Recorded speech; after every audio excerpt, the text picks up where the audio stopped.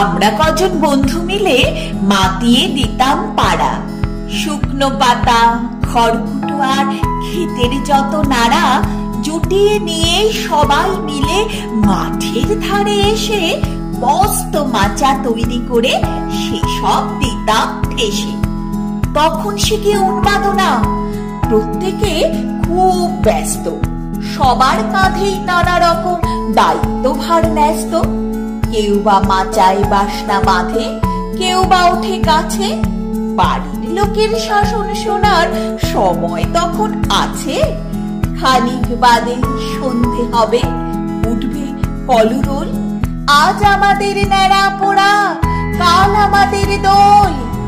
জোগাড় সেরে বিকেল বিকেল সবাই হতাম জড়ো। কি নিদারুণ উত্তেজনায় বক্ষ থর থর।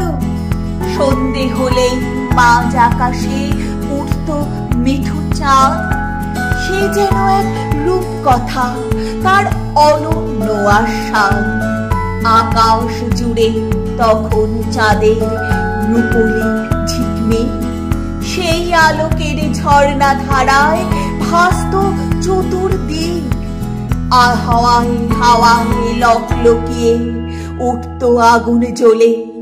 আমরা তখন আত্মহারা, বন্ধুরা সকলে। চিল চেঁচিয়ে করছি সবাই দুরন্ত শোরগোল।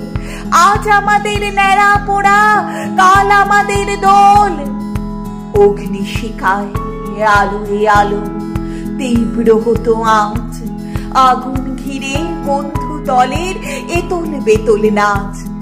লুকিয়ে আনা আলু বেগুন সেই আগুনে রেখে পুড়লে খেতাম নুন লেবু আর লঙ্কা দিয়ে মেখে। সেই অনাবিল আনন্দের কি ব্যাখ্যা আছে নাকি? আজও কেবল স্মৃতির পৃষ্ঠা উল্টে দেখতে থাকি। অনেক দূরে থেকে আমায় ডাকছে কারা বুঝি। ধূসর ছায়া ছবির মধ্যে হন্যে হয়ে খুঁজি।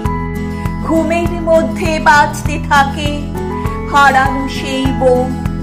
আজ আমাদের ন্যাড়া পোড়া, কাল আমাদের দোল। আজ আমাদের ন্যাড়া পোড়া, কাল আমাদের দোল। আজ আমাদের ন্যাড়া পোড়া, কাল আমাদের দোল।